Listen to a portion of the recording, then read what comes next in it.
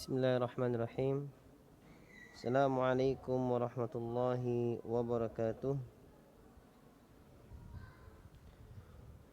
Innal hamdalillahi nahmaduhu wa nasta'inuhu wa nastaghfiruh wa na'udzu billahi min sururi anfusina wa sayyiati a'malina. May yahdihillahu fala mudilla lahu wa may yudlil fala hadiya lahu. وأشهد أن لا إله إلا الله وحده لا شريك له وأشهد أن محمدا عبده ورسوله اللهم صل على محمد وعلى آل محمد ومن تبعهم بإحسان إلى يوم الدين يا أيها الذين آمنوا اتقوا الله حق تقاته ولا تموتن إلا وأنتم مسلمون يا أيها الناس اتقوا ربكم الذي خلقكم من نفس واحدة وخلق منها زوجها وبث منهما رجالا كثيرا ونساء واتقوا الله الذي تساءلون به والأرحام إن الله كان عليكم رقيبا يا أيها الذين آمنوا اتقوا الله وقولوا قولا سديدا يصلح لكم أعمالكم ويغفر لكم ذنوبكم ومن يطع الله ورسوله فقد فاز فوزا عظيما أما بعد فإن أصدق الحديث كتاب الله وخير الهدي هدي محمد صلى الله عليه وسلم وشر الأمور محدثاتها فإن كل محدثة بدعة وكل بدعة ضلالة وكل ضلالة في النار. Ikhwatal iman rahimani wa rahimakumullah. Alhamdulillah, kita bersyukur kepada Allah Subhanahu wa taala karena pada kesempatan kali ini kita masih bisa melanjutkan kajian kita dari kitab Hadzal Quran fi Mi'ati Haditsin Nabawi.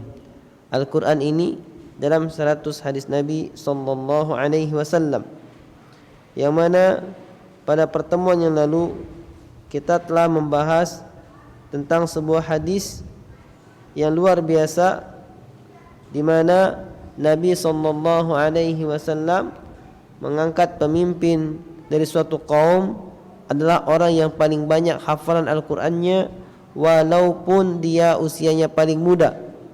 Dan faedah dari hadis yang lalu kita telah mempelajari bahwasanya janganlah menjadikan ketakutan kita untuk tidak bisa mengamalkan ayat Al-Quran sebagai dalil agar tidak menghafal Al-Quran. Pada hari ini kita masuk hadis yang ke-20. An Sahl bin Sa'din radhiyallahu anhu, dari Sahal bin Sa'ad, semoga Allah meridainya, qala, beliau berkata, Atatin Nabiy sallallahu alaihi wasallam imra'atun. Pernah datang menjumpai Nabi sallallahu alaihi wasallam seorang wanita.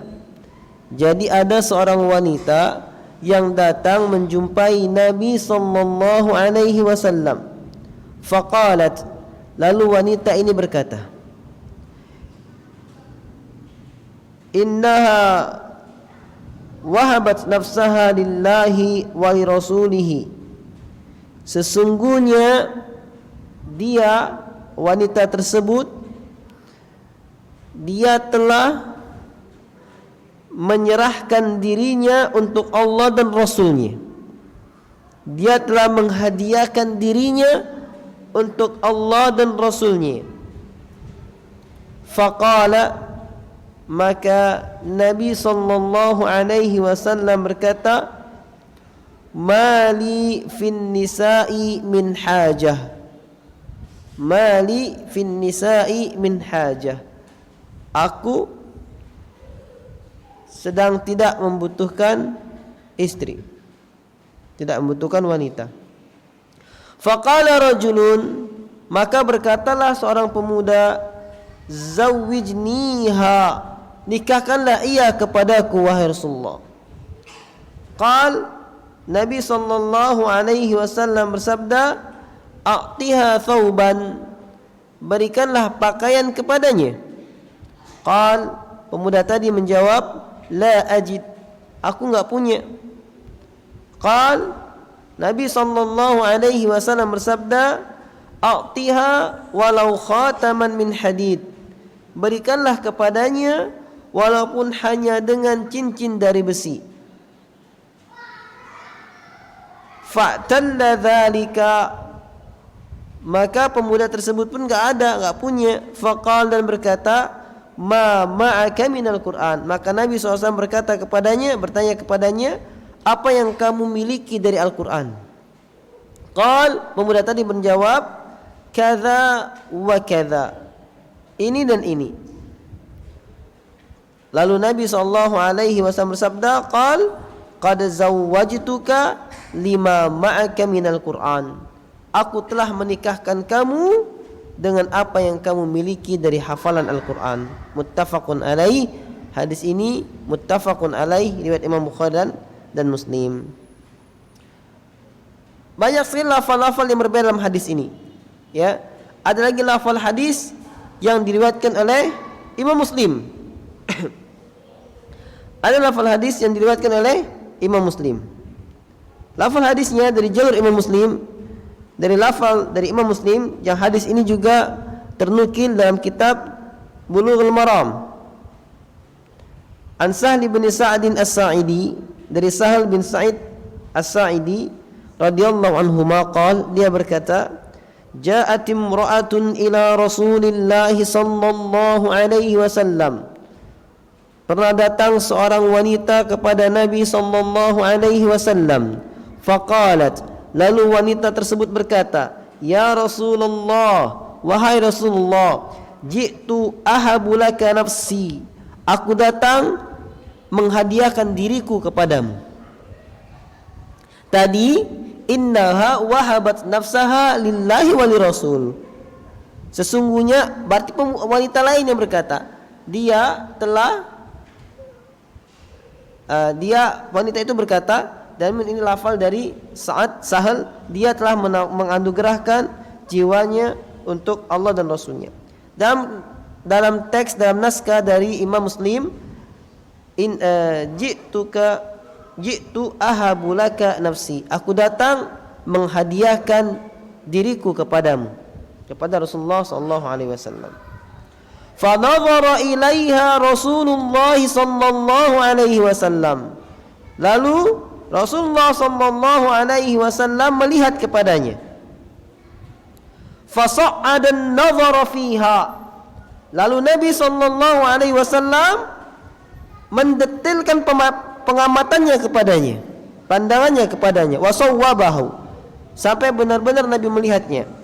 Thumma ta'ta'a Rasulullah sallallahu alaihi wasallam ra'sahu, kemudian Nabi sallallahu alaihi wasallam menundukkan kepalanya. Falamma ra'atil mar'atu annahu lam yaqdi fiha syai'an jalasat, ketika wanita ini melihat bahwasanya Nabi sallallahu alaihi wasallam tidak menginginkannya, jalasat, wanita ini duduk. Faqama rajulun, maka berdirilah seorang pemuda min ashabihi, dari sahabat Nabi sallallahu alaihi wasallam. Faqal, lalu berkata, ya Rasulullah, wahai Rasulullah, in lam yakun laka biha hajatun fazawwijniha, jika kamu tidak menginginkannya, tidak membutuhkannya wahai Rasulullah, maka nikahkanlah aku dengannya. Qal, Nabi sallallahu alaihi wasallam bersabda, fahal indaka min syai', apakah kamu memiliki sesuatu? Faqal, pemuda tadi menjawab, la wallahi ya Rasulullah, tidak ada demi Allah wahai Rasulullah, dia tidak memiliki apapun. Faqala, lalu Nabi bersabda, idhhab ila ahlik fanzur hal tajidu syai'a, pulanglah kepada keluargamu dan lihatlah apakah kamu mendapatkan sesuatu yang bisa kamu berikan. Fadhahaba, lalu pemuda tersebut pergi. Thumma raja'a, kemudian kembali lagi.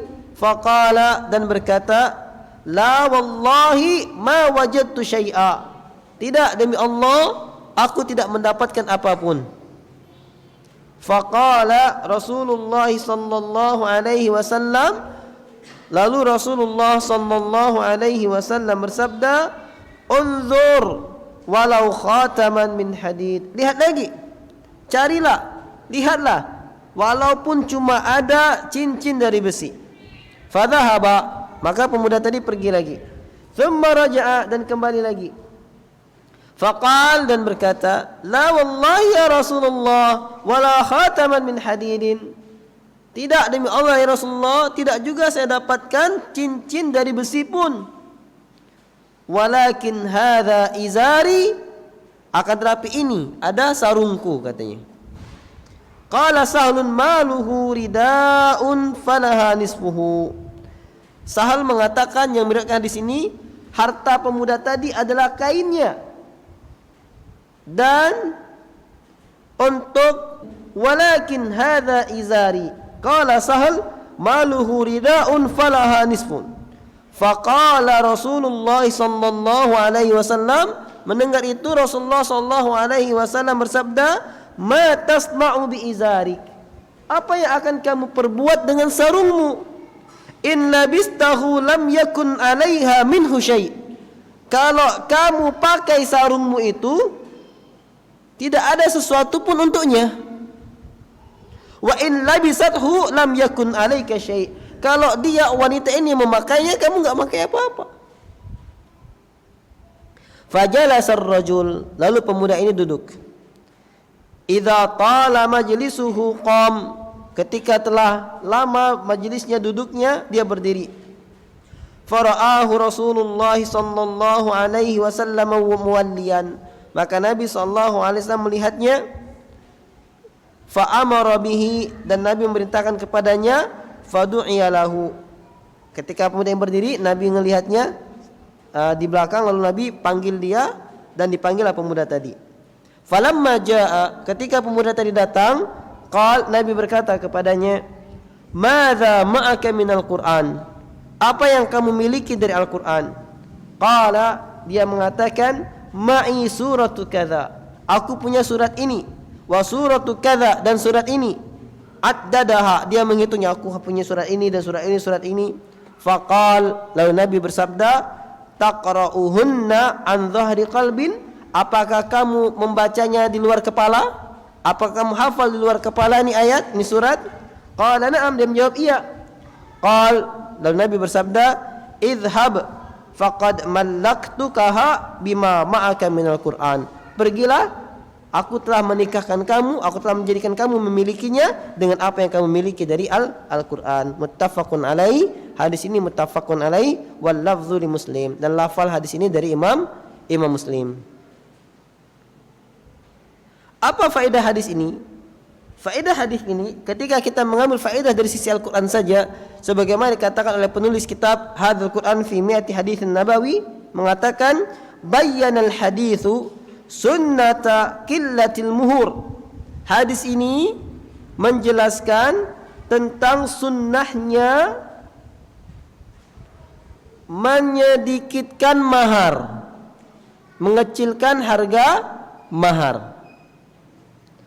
Fi sadril islami, ketika munculnya Islam. Fakanal amru ibtidaan bi thawbin, karena lihatlah perkaranya dalam hadis yang pertama tadi, dalam lafal dari hadis ini, Nabi pertama memerintahkan kepada maharnya pakaian. Tsumma bi syai'in malmusin, kemudian sesuatu yang dipakai. Walau khatamun min hadid, walaupun cincin dari besi. Tsumma kana thalithuha, kemudian yang ketiga kalinya, bima ma'ahu minal Qur'an, dari apa yang dia miliki hafalannya dari Al-Qur'an. Maksudnya apa? Yu'allimuha iyyahu fadzalikal mahar. Maksudnya adalah mengajarkannya Al-Qur'an, itu maharnya.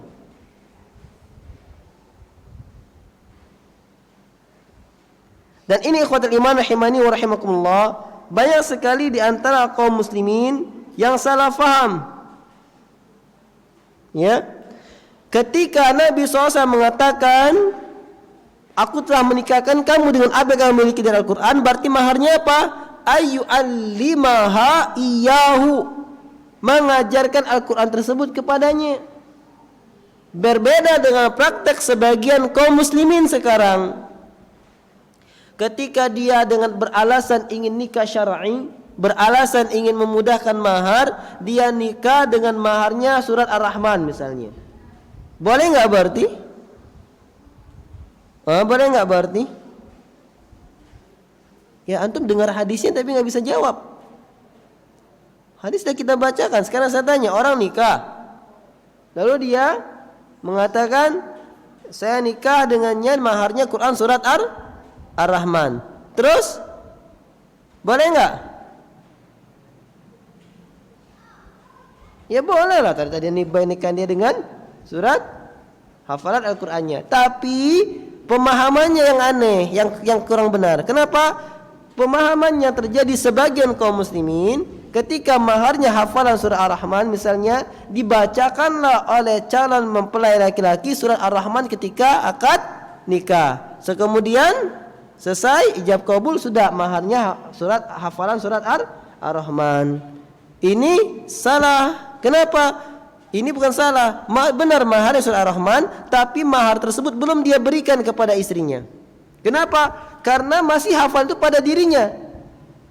Yang dimaksud dia menyerahkan maharnya ketika dia menjadikan istrinya hafal juga surat Ar-Rahman. Karena maksudnya ayu alimaha, maksudnya dia mengajarkan Al-Quran tersebut kepada istrinya. Ketika istrinya telah berhasil hafal surah Ar-Rahman seperti hafalannya, maka dia telah menyerahkan maharnya kepada istrinya. Berarti hati-hati ketika ada yang orang menikahkan anaknya dengan maharnya hafalan surat Al-Quran, hafalan Al-Quran 30 juz, lalu dibacakan 3 hari sebelum walimahnya, sebelum akadnya, kemudian sampai dia berpuluh-puluh tahun nikah istrinya nggak hafal Quran 30 juz, berarti selama itu juga mahar belum dia serahkan kepada istrinya. Jadi hati-hati juga, ya. Dan ketika mahar tidak diserahkan kepada istrinya, maka nikahnya rusak, tidak sah, karena mahar syaratnya nikah. Mereka jangan dengan sepele menganggap hal ini. Kalau masih hafalan surah Al-Fatihah, tidak apa bisa mengajarkannya. Atau Ar-Rahman pendek bisa diajarkan. Kalau coba-coba 30 juz maharnya, harus jadikan istrinya hafal 30 juz dulu baru selesai maharnya diberikan. Gak mungkin saat butuh bertahun-tahun, ya berarti bertahun-tahun itu ada nyicil. Karena mahar pun boleh dicicil. Ya, berarti selama bertahun-tahun itu juga dia menyicil maharnya.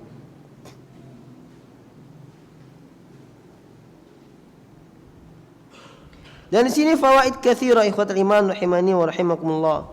Faedahnya banyak sekali. Di sini banyak sekali, saya mau menyingkatnya repot, ya. Hadza hadis, perkataan lain, ini suatu kajian masyayikh yang membahas kitab Bulughul Maram.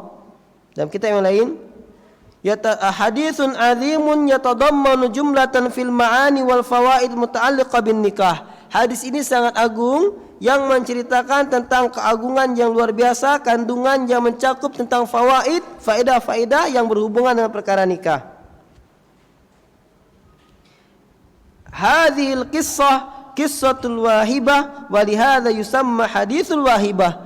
Kisah ini kisah tentang seorang wanita yang menghadiahkan dirinya, maka hadis ini disebut hadis wahibah. Lianna fiha dzikrul mar'ati allati wahabat nafsaha lin nabi sallallahu alaihi wasallam. Karena hadis ini menceritakan seorang wanita yang menghadiahkan dirinya kepada Nabi sallallahu alaihi wasallam.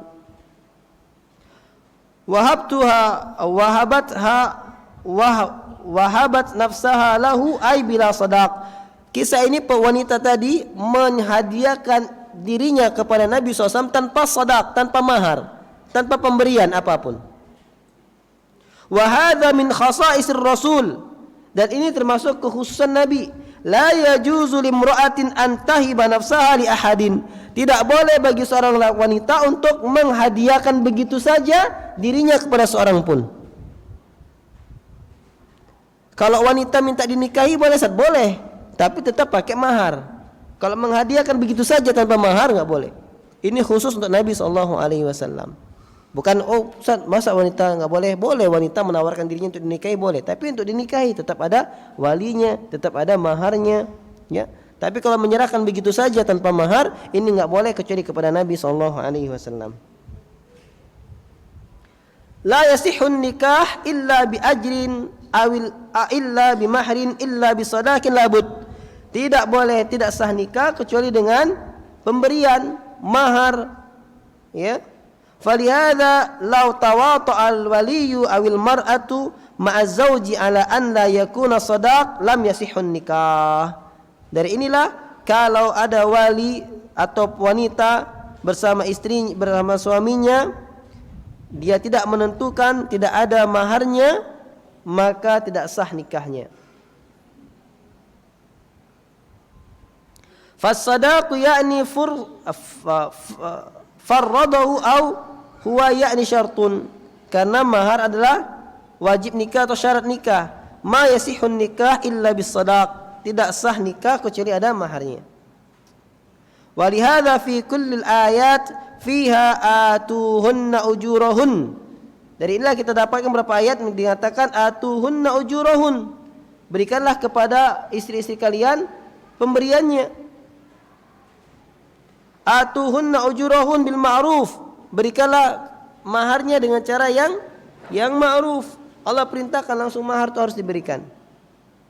Dan Allah pun berfirman, wa imra'atan mu'minatan in wahabat nafsaha lin-nabiyyi in arada an-nabiyyu ay yastankihaha khalisatan laka min dunil mu'minin. Dan seorang wanita mukminah ketika dia menganugerahkan dirinya kepada Nabi untuk Nabi, jikalau Nabi menginginkan untuk menikahinya,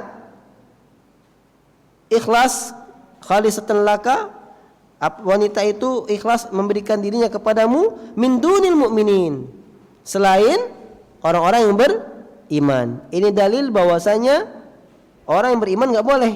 Kalau Nabi boleh diberikan wanita memberikan dirinya secara ikhlas tanpa ada pemberian kepada Nabi SAW. Namun kalau orang mukmin lainnya, maka harus dengan adanya mahar.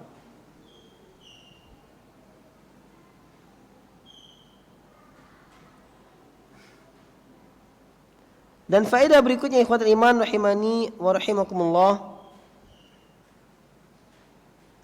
adalah bahwasanya Nabi SAW berhak menikahkan seorang mukminah kepada seorang mukmin. Kenapa? Karena Nabi SAW adalah walinya orang-orang yang beriman. Maka ketika Nabi menikahkan seorang wanita kepada orang lain, maka Nabi telah bimatsabatil wali. Nabi telah memiliki kedudukan sebagai wali. Maka Nabi boleh menikahkan seorang mukminah kepada seorang mukmin. Dari hadis ini, zawwajtukaha bima ma'aka minal Qur'an. Aku nikahkan kamu dengan apa yang kamu hafal dari Al-Qur'an. Nabi sallallahu alaihi wasallam.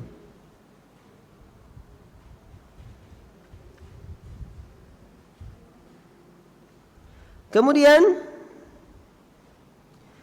di sini menyatakan juga boleh mahar adalah sesuatu hal yang bermanfaat, baik itu harta, pakaian dan semacamnya. Bahkan boleh dengan tenaga, boleh dengan jasa.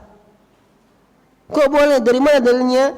Dalilnya adalah apa yang Allah Subhanahu wa taala beritakan dalam Al-Quran untuk menikahi wanita Madian.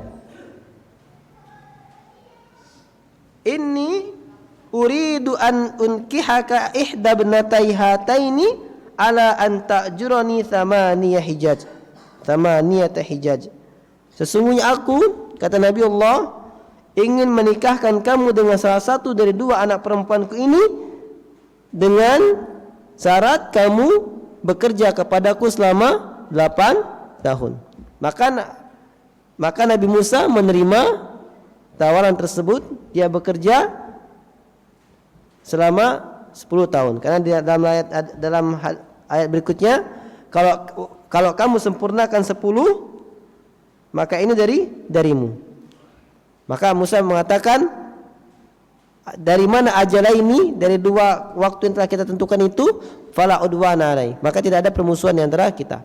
Maka ternyata Nabi Musa dalam riwayat dikatakan menunaikan 10 tahun. Jadi boleh mahar.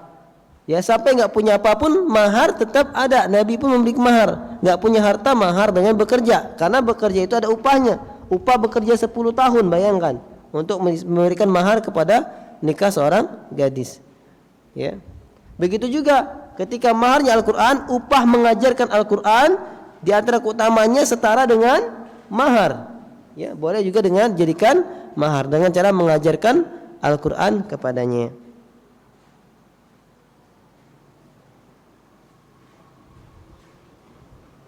Dan di antara faedah lagi adalah bahwasanya lafal nikah di antara contohkan Nabi SAW adalah zawajtuka, ankahtuka, malaktuka. Ya, boleh dengan lafal seperti itu atau lafal-lafal apa saja yang dikenal dan difahami sebagai wujud menikahkan, baik dengan bahasa Arab maupun dengan bahasa selain bahasa Arab. Jadi boleh aku nikahkan kamu, aku kawinkan kamu ke bahasa kita ya, atau apapun yang bermakna seperti itu. Karena bahasa Arab zawajtuka artinya aku kawinkan kamu, ankahtuka artinya aku nikahkan kamu, malaktuka artinya aku jadikan kamu memilikinya. Seperti itu. Jadi lafal apapun yang bermakna nikah, maka itu boleh dipakai sebagai ijabnya ketika ijab qabul. Ya, maka dibutuhkan saksi secara uruf, secara masyarakat difahami itu makna pernikahan dan dikatakan sah oleh saksinya, maka sah pernikahannya.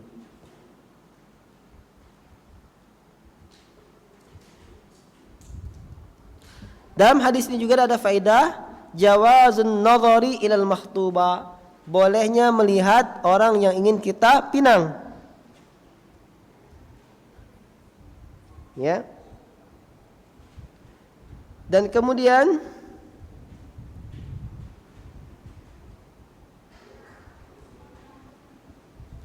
Imam As-Sun'ani mengatakan sabda Nabi SAW, hadis tersebut yang lafal hadis, fanadhara ilaiha Rasulullah sallallahu alaihi wasallam fasa'ada an-nadhara wa sawwabahu qala fi an-nihaya wa minhu al-haditsu fasa'ada fi an-nadhar wa sawwabahu.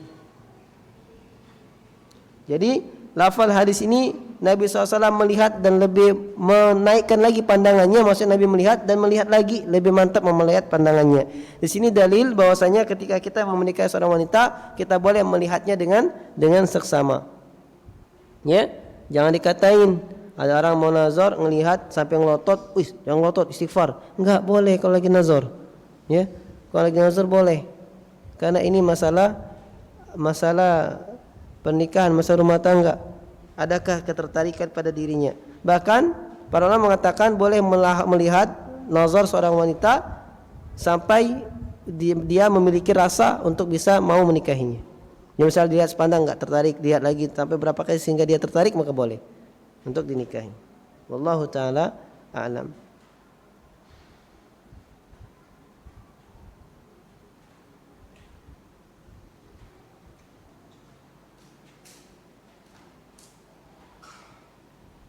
Kemudian di antara faedahnya taisirul muhur khairus sadaqi aisaruhu. Kama qala Nabi sallallahu alaihi wasallam wal anal kama qala Nabi sallallahu alaihi wasallam. Jadi di antara faedahnya adalah meringankan mahar. Dan sebaik-baik mahar adalah yang paling ringan. Ini sebagaimana sabda Nabi sallallahu alaihi wasallam. Jadi jangan sampai kita menganggap ini percuma nikahin murahan. Nah, mahar ini murah, enggak, bahkan sebaik-baik mahar adalah yang paling mudah didapatkan. Wal anal mughalatu yani dan sekarang zaman malah justru orang bermahal-mahal dalam perkara mahar. Namun dari ini Islam datang membawa syariat untuk bisa memberikan anjuran tentang meringankan maharnya.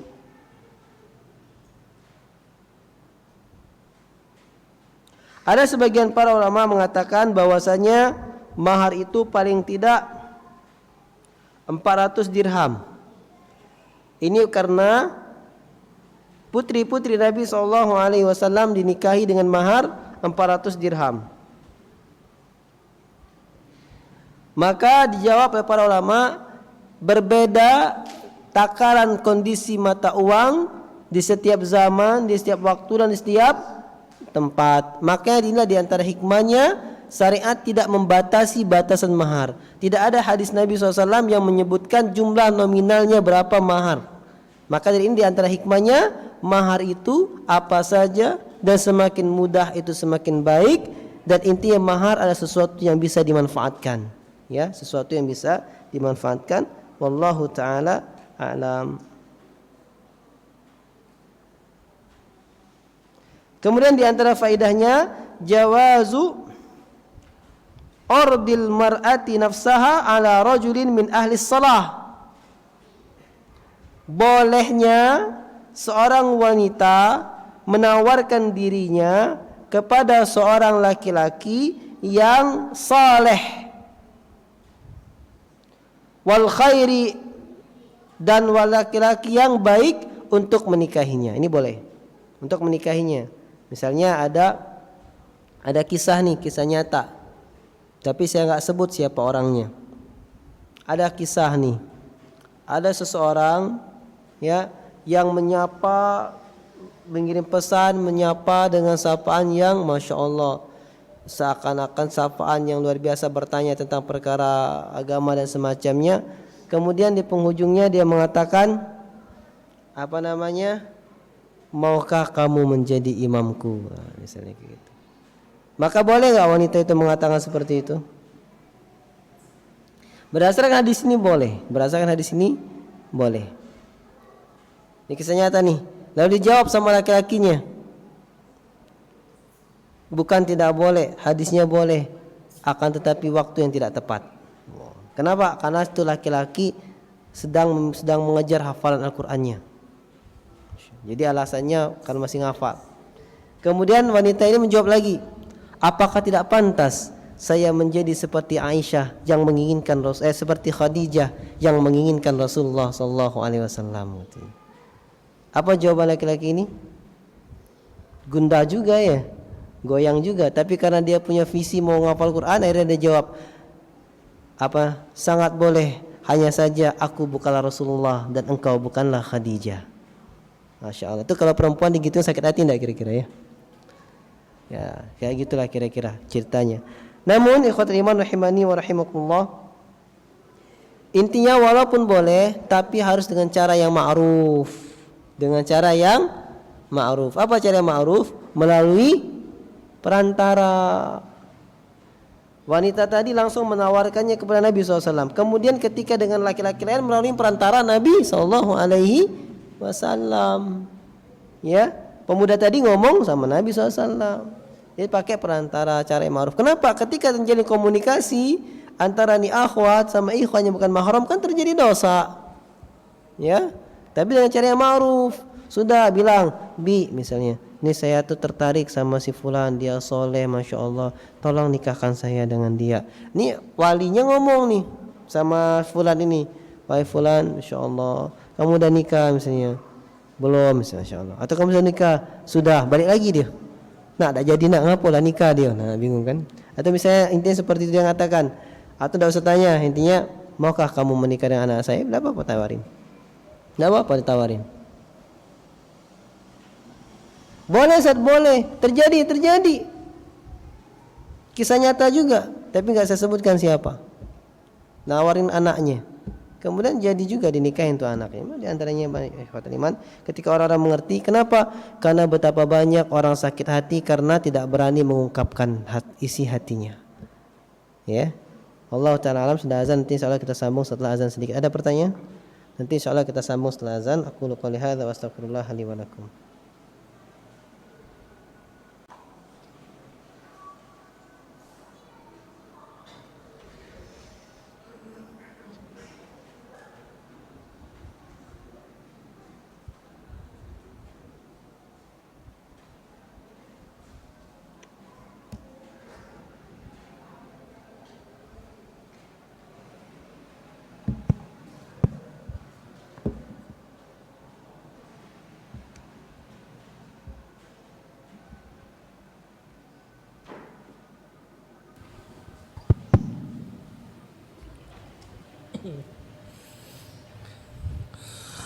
Allahu Akbar,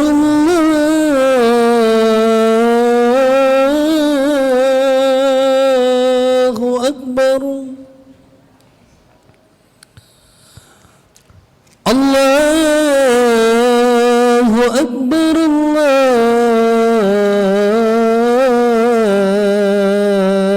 Allahu Akbar. Ashhadu an la ilaha illallah.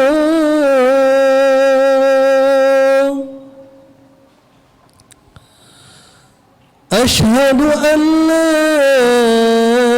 ilaha illallah.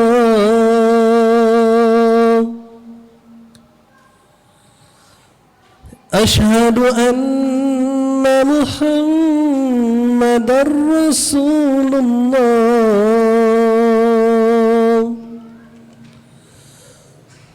Ashhadu anna Muhammadar Rasulullah.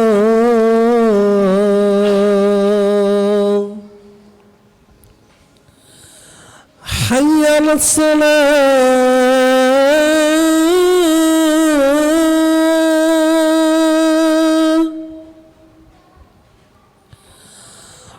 حي على الصلاة.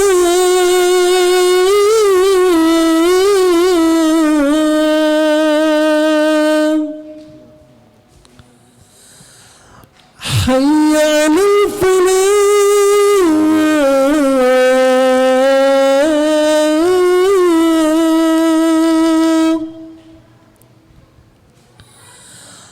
حي على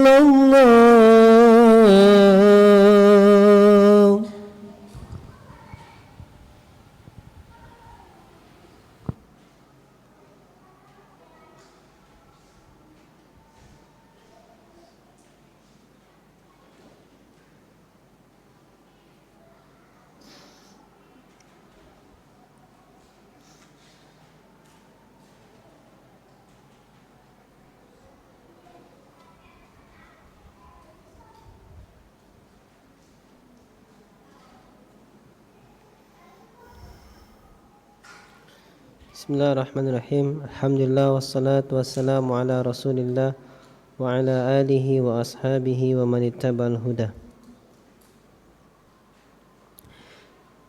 Ikhwatul iman rahimani wa rahimakumullah. Tadi di antara faedah adanya adalah bolehnya seorang wanita menawarkan dirinya untuk dinikahi oleh seorang yang soleh dan yang baik.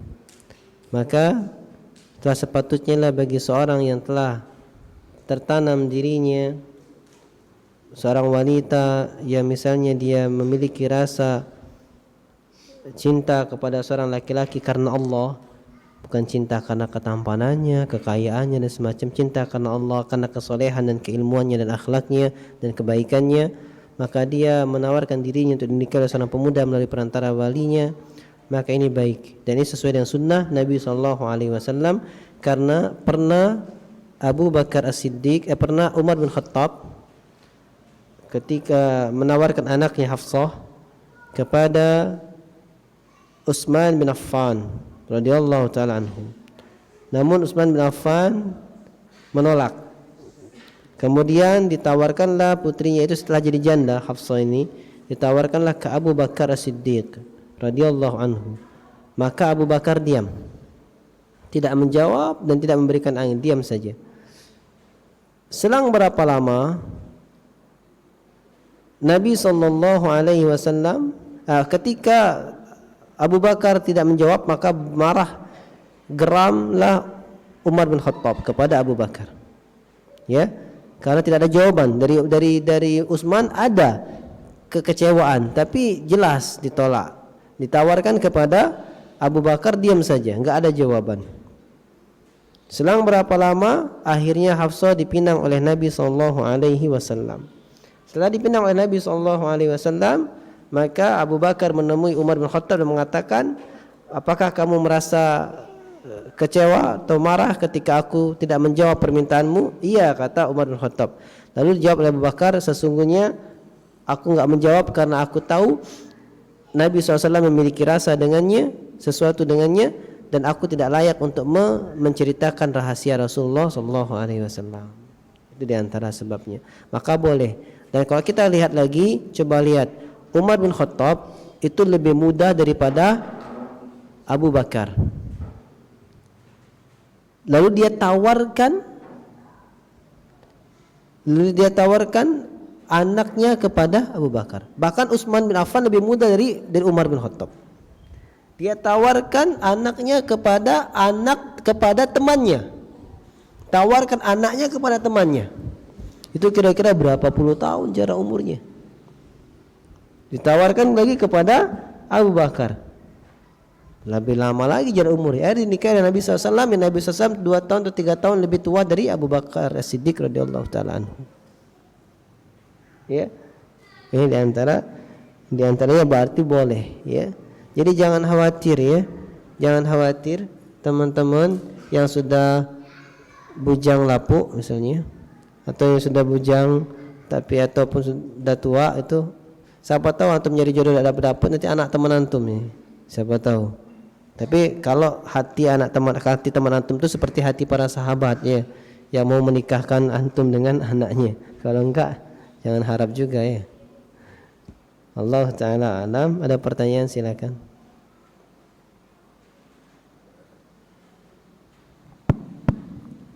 Pertanyaan dari WA ke Fat Media. Yang pertama, Assalamualaikum Ustadz, apa hukumnya mas kawin pernikahan saya tapi dari hasil dari patungan sama calon istri?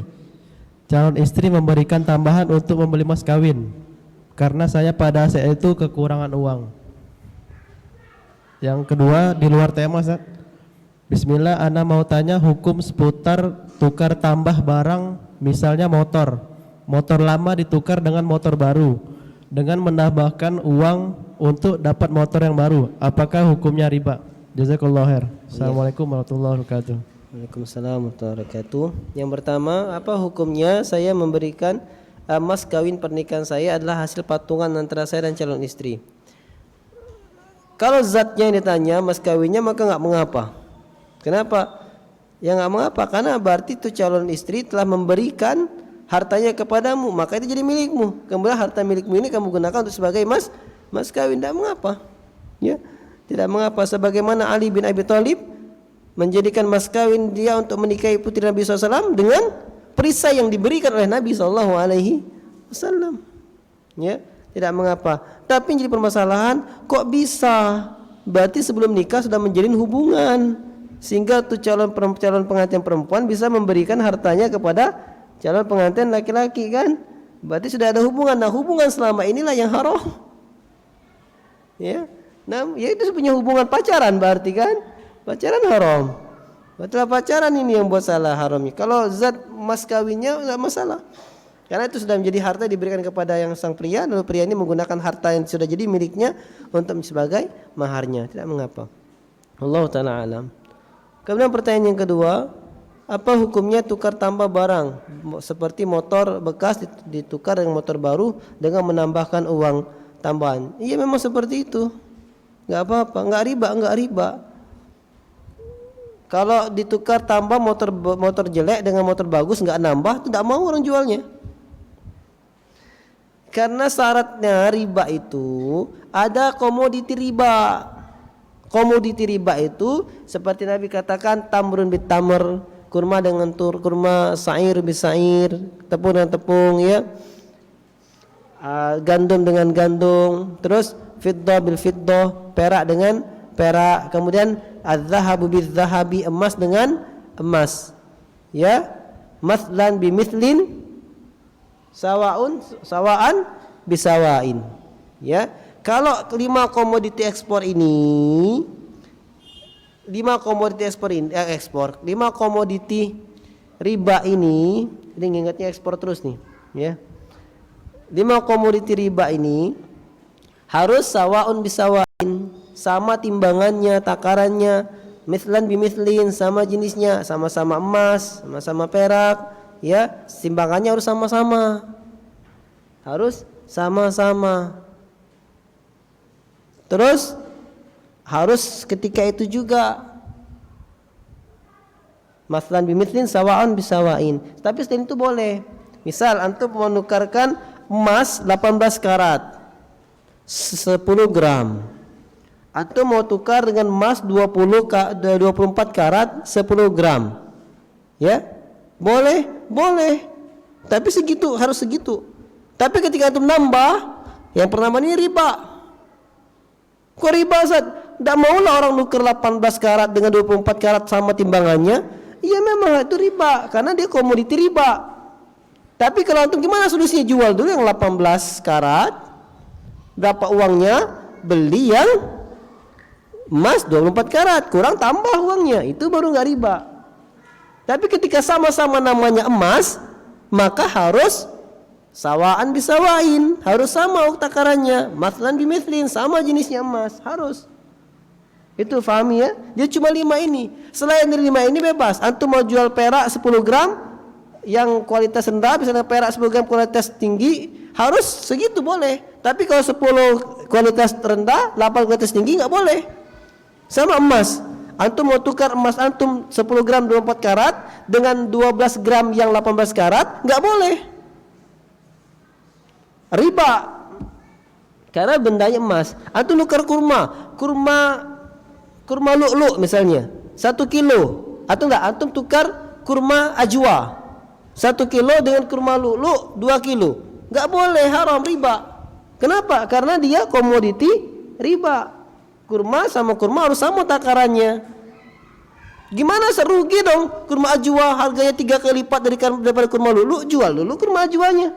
Nanti dengan uangnya belilah kurma yang biasa, kurma lu'lu' atau kurma sukari yang biasa, ya. Faham ini? Dia cuma 5 komoditi riba ini aja yang masuk ukuran seperti itu. Kalau tidak 5 ini, maka bebas. Antum mau tukar 1 mobil dengan 2 mobil, silakan. Antum mau tukar 1 motor dengan 5 motor, silakan. Asal antaradin bainakum, ada unsur keridhaan di antara kalian. Ya. Ustaz, dia jual 1 kue, dia minta 2 roti aku. Macam mana Ustaz? Riba? Enggak riba, karena bukan komoditi riba. Tapi kan roti juga dari tepung, Ustaz. Nah, kan namanya juga roti, bukan tepung lagi. Ya. Kalau antum pakai alasan seperti itu, ya bisa aja ada yang bilang, oh, mobil berarti tidak boleh juga, Ustaz. Kenapa? Dia kan dari besi bukan dari emas. Iya, tapi uangnya itu hasil jual emas, ya, sama aja, muter-muter aja. Kan namanya mobil ya mobil. Ya, namanya roti ya roti, bukan dari tepung dari tidaknya. Roti ya roti. Tepung dan dakik itu tepung juga tapi kualitas rendah. Ada yang mengatakan artinya gandum. Kemudian kurma, perak sama emas. Sisanya bebas. Ya. Jadi mudah kan memahami riba. Salah satu sisi ini, sudut pandang ini. Nanti ada perincian yang lainnya tentang pembahasan riba. Boleh ya yang bertanya tadi. Kalau misalnya beli emas dengan mobil, ya boleh. Kan tidak sama-sama emas. Ya. Dan dia harus halan, harus langsung, enggak boleh ngutang. Taman, kalau emas sama emas tadi enggak boleh ngutang. Misalnya saya jual emas saya 24 karat. Enggak apa-apa lah saya ambil emas kamu 24 karat. Tapi nanti minggu depan saya bayar, enggak boleh. Binakdin, harus langsung, ya. Harus langsung, enggak boleh ngutang. Kalau untuk komoditi riba. Saya beri ini kurma ajwa saya 1 kilo, nanti saya kasih kurma biasa, kurma nagol misalnya 2 kilo besok ya, nggak boleh.